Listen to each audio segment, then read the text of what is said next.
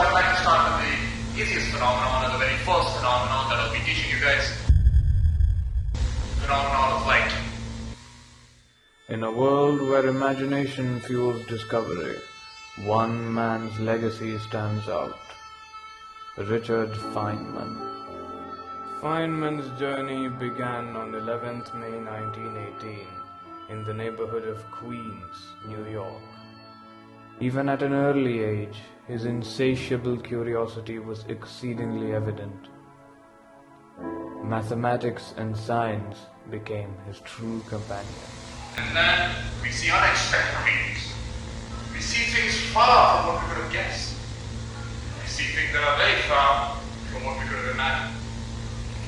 And so, our imagination is stretched to the utmost, not to imagine things that aren't really there, but our imaginations are stretched to the utmost just to comprehend the things that are there.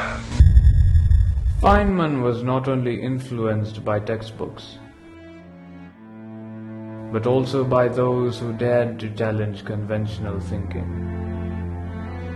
As he pursued higher education, his passion for exploration only grew, and his journey took him to unexpected places. The Manhattan Project led him into the heart of science's greatest moral dilemma.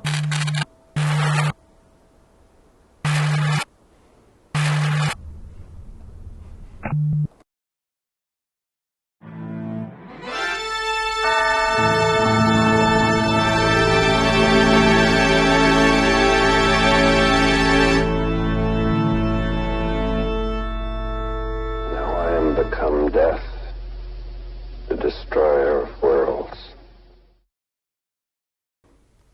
Later in his life, Richard Feynman went on to cement his reputation as one of the pioneers of modern quantum theory and as the great explainer who inspired the layperson to pursue their curiosity.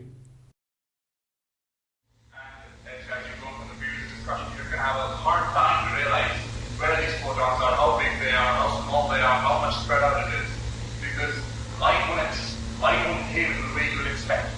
Light will behave in a very random pattern throughout your experiment, and so you face a lot of difficulties in finding. Feynman's boundless curiosity reminds us to keep questioning, to keep exploring, and most importantly, to keep trying to imagine the unknowable. His spirit resonates through the corridors of time and imagination.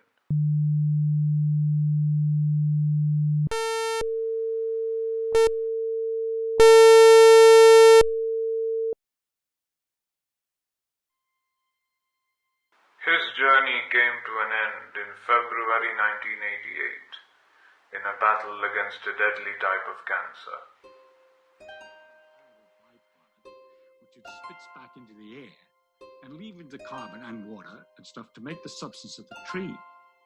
Then when we take the substance of the tree and stick it in the fireplace, and there's all the oxygen made by these trees, and all the carbon would much prefer to be close together again. And once you let the heat to get it started, it continues and makes an awful lot of activity while it's going back together again. And all this nice light and everything comes out. And everything is being undone. You're going back from carbon and oxygen back to carbon dioxide. And the light and heat that's coming out, that's the light and heat of the sun that went in.